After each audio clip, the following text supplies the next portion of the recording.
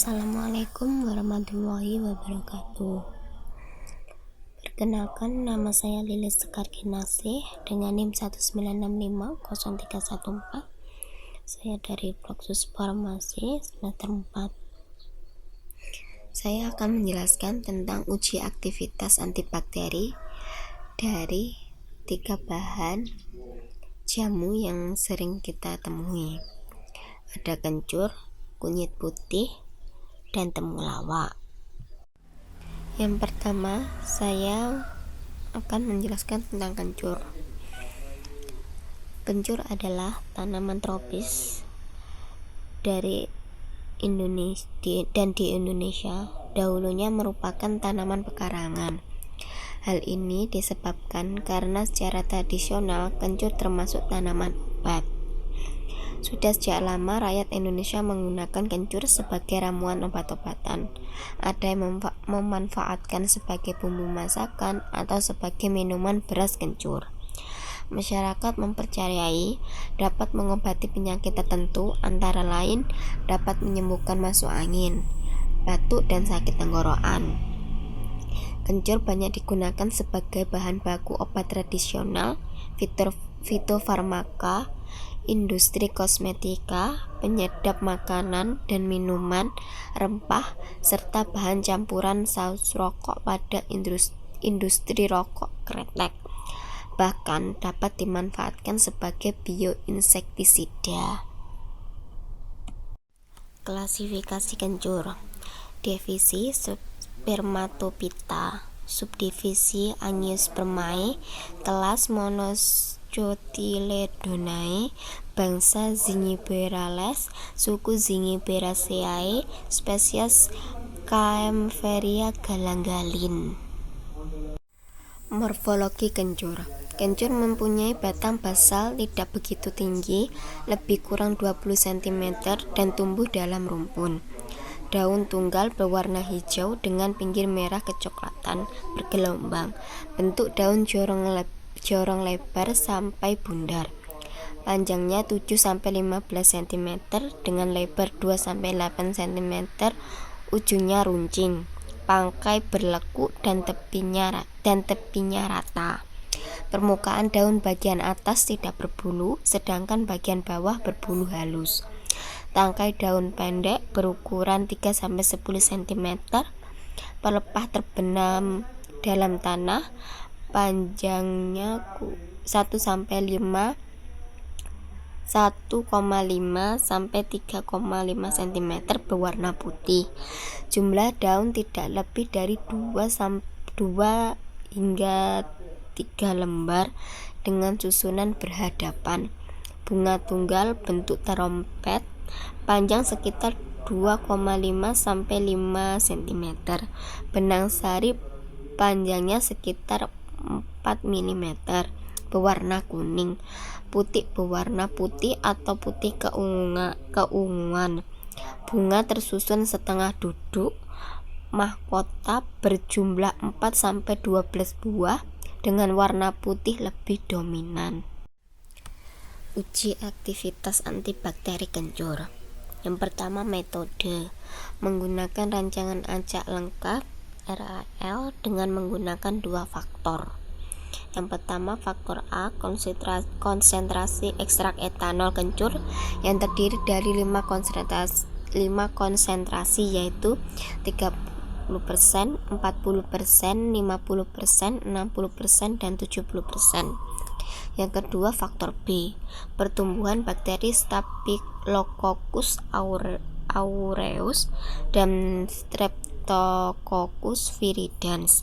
Adapun sebagai kontrolnya, ciprofloxacin sebagai kontrol positif dan Aquades sebagai kontrol negatif. Selanjutnya, pembuatan ekstrak. Sebanyak 1 kg rimpang kencur dikupas, kemudian diiris, dipotong kecil-kecil, kemudian dimasukkan ke dalam oven pada suhu 50 derajat Celcius untuk dikeringkan. Setelah kering, irisan rimpang kencur diblender. Kencur yang telah diblender kemudian direndam dengan etanol sebanyak 200 ml selama 24 jam.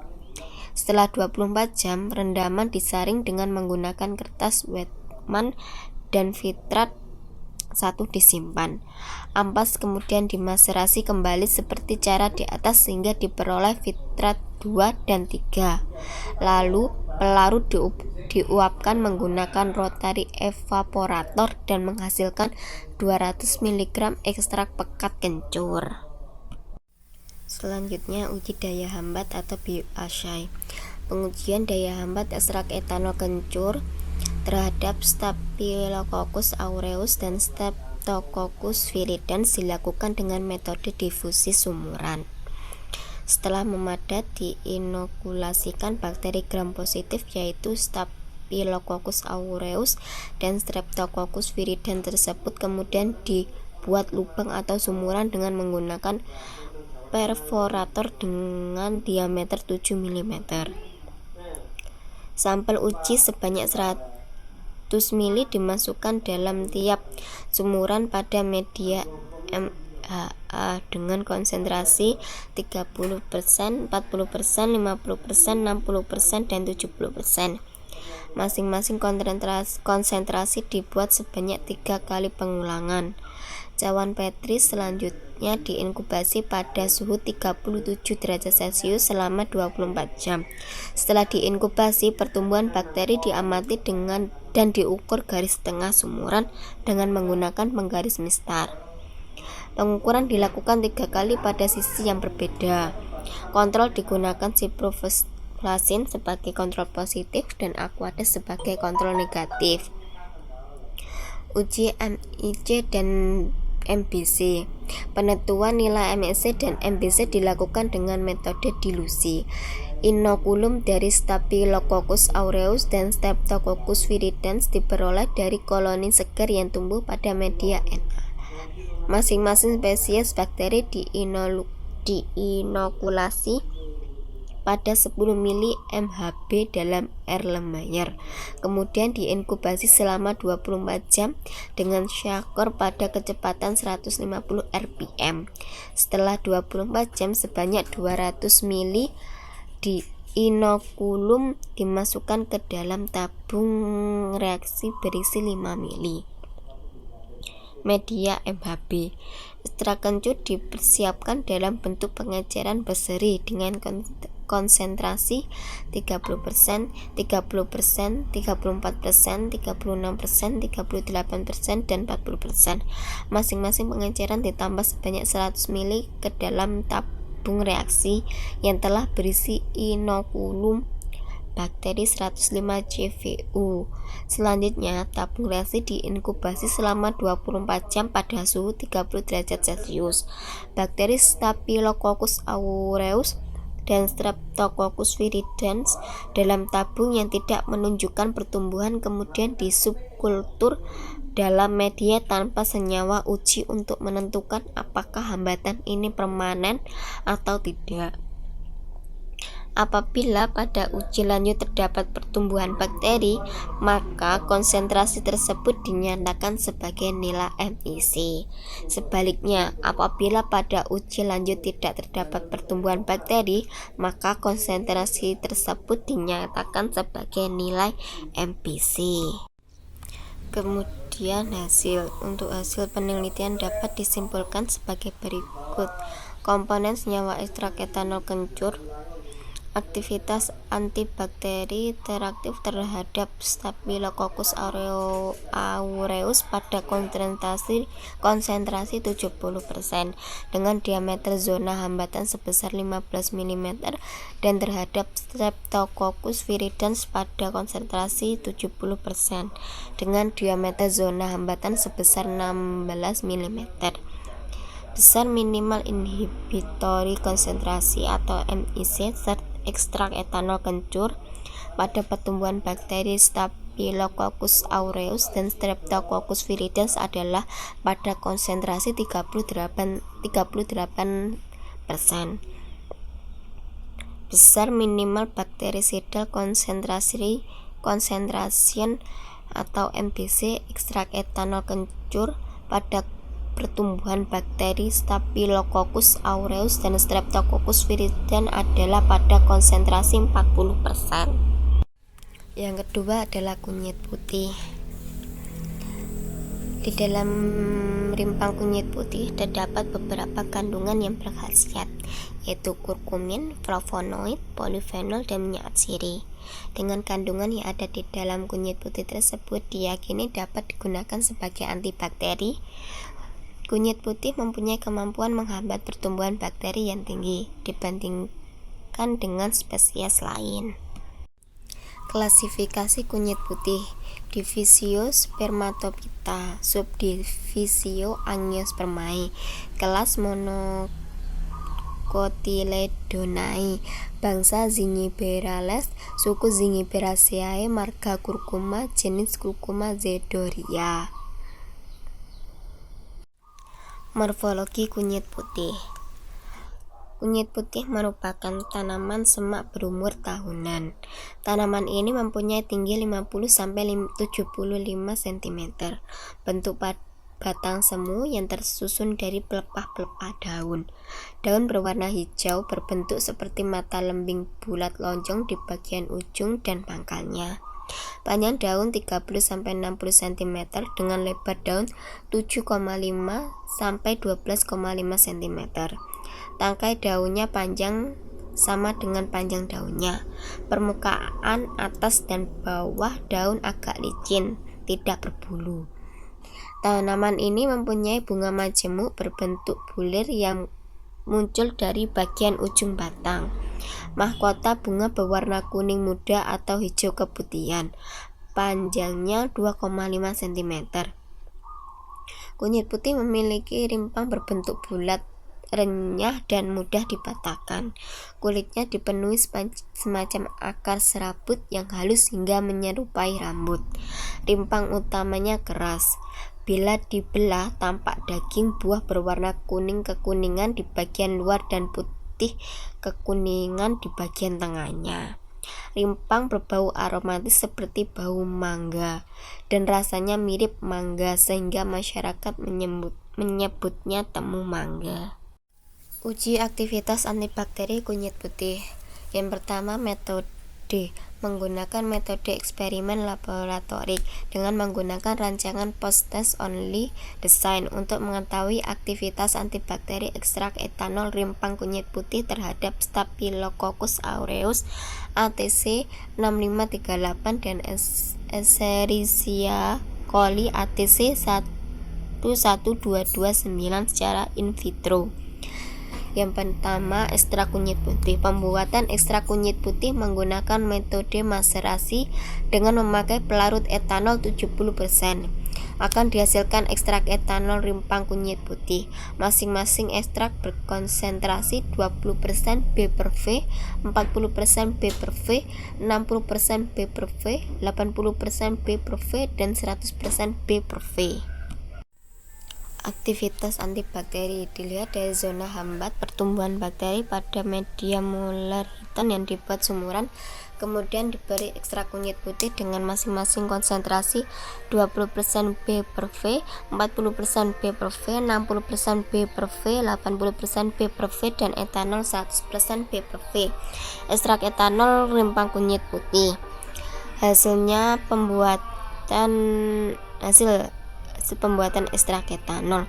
Kunyit putih 10 kg setelah dicuci, diiris dan dikeringkan menghasilkan irisan kering seberat 1,6 kg. Irisan kunyit putih kering selanjutnya diekstraksi dan menghasilkan 27,15 gram ekstrak. Kemudian dibuat beberapa konsentrasi dengan mengenceran sebagai berikut. Yang A 100 ml itu ekstrak kental, yang B 80% 80 mg per 100 ml atau 8 ml per 10 ml. Yang C 60% 60 mg per 100 ml atau 6 mg per 10 ml. Yang D 40% 40 per 100 ml atau 4 ml per 10 ml. Yang E 20% 20 mg per 100 ml atau 2 ml per 10 ml. Hasil uji aktivitas antibakteri menggunakan metode sumuran dengan 5 kali replikasi atau pengulangan dengan seri konsentrasi 20%, 40%, 60%, 80%, dan 100%. Selanjutnya temulawak. Temulawak merupakan tanaman asli Indonesia yang tumbuh di lumbu liar di manapun. Temulawak mengandung protein pati zat warna kuning kurkuminoid yaitu yang terdiri dari 2 komponen yaitu kurkumin dan kurkuminoid serta minyak atsiri. Pati merupakan komponen terbesar dalam temulawak, sekitar 29-34%. Pati ini adalah jenis yang mudah dicerna sehingga baik untuk pencernaan. Kandungan zat pada temulawak yaitu minyak atsiri yang bermuatan veladren dan futurmeror. Terdapat juga kurkumin dan pati dengan dosis 0,5 gram sampai 1 gram, sangat baik untuk antispasmodika dan obat kologa. Klasifikasi temulawak. Divisi Spermatophyta, subdivisi Angiospermae, kelas Monocotyledonae, ordo Zingiberales, keluarga Zingiberaceae, genus Curcuma, spesies Curcuma santorizarops. Morfologi temulawak. Temulawak termasuk tanaman tahunan yang tumbuh merumpun. Tanaman ini berbatang semu dan habitatnya dapat mencapai ketinggian 2-2,5 meter. Tiap rumpun tanaman terdiri atas beberapa tanaman atau anakan, dan tiap tanaman memiliki 2-9 helai daun. Daun temulawak bentuk panjang dan agak lebar. Lamina daun dan seluruh ibu tulang daun bergaris hitam. Panjang daun sekitar 50-55 cm, lebarnya kurang lebih 18 cm, dan tiap helai daun melekat pada tangkai daun yang posisinya saling menutupi secara teratur. Daun berbentuk lancet memanjang hijau tua dengan garis-garis coklat. Bunga tanaman temulawak dapat berbunga terus-menerus sepanjang tahun secara bergantian yang keluar dari samping batang semuanya setelah tanaman cukup dewasa. Warna bunga umumnya kuning dengan kelopak bunga kuning tua, serta pangkal bunganya berwarna ungu. Panjang tangkai bunga kurang lebih 3 cm dan rangkaian bunga mencapai 1,5 cm. Dalam satu ketiak terdapat 3-4 bunga. Rimpang induk temulawak bentuknya bulat seperti telur dan berukuran besar, sedangkan rimpang cabang terdapat pada bagian samping yang bentuknya memanjang. Tiap tanaman memiliki rimpang cabang antara 3-4 buah. Warna rimpang cabang umumnya lebih muda daripada induknya. Warna kulit rimpang sewaktu muda atau tua adalah kuning atau coklat kemerahan. Rimpang terbentuk dalam tanah pada kedalaman kurang lebih 16 cm. Tiap rumpun tanaman temulawak umumnya memiliki 6 buah rimpang tua dan 5 buah rimpang muda.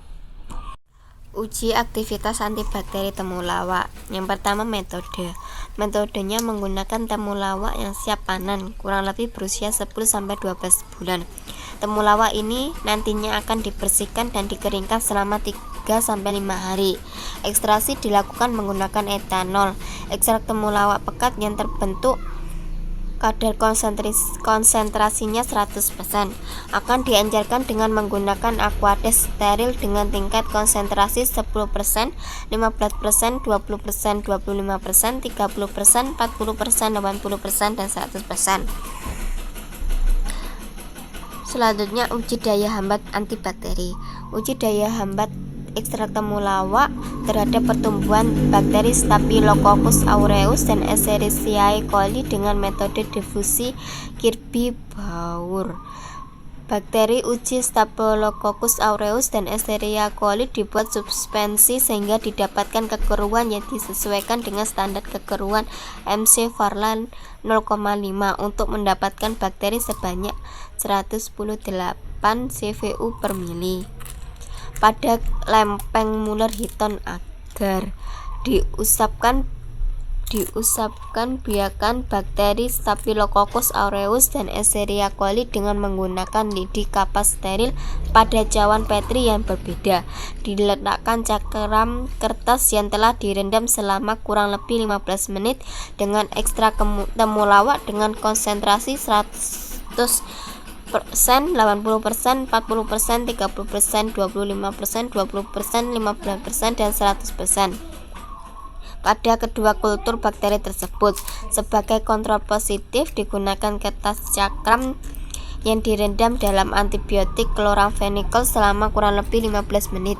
Sebagai kontrol negatif digunakan kertas cakram yang direndam dalam aqueous steril selama kurang lebih 15 menit. Inkubasi dilakukan pada suhu 30 derajat Celcius selama 24 jam.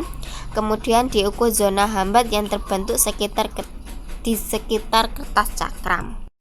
Yang selanjutnya hasil penelitian menunjukkan bahwa ekstrak temulawak dapat menghambat pertumbuhan bakteri Staphylococcus aureus dan Escherichia coli. Penghambatan pertumbuhan kedua bakteri ini terlihat dari adanya daerah yang bening atau tidak terdapat bakteri di sekitar kertas cakram yang berisi ekstrak temulawak dengan tingkatan konsentrasi yang berbeda pada media agar Muller Hinton agar atau MHA, bakteri Staphylococcus aureus dan Escherichia coli. Dan yang terakhir adalah daftar pustaka. Saya mencari referensinya di sini. Sekian dari saya. Bila ada yang kurang atau lebihnya saya minta maaf. Wassalamualaikum warahmatullahi wabarakatuh.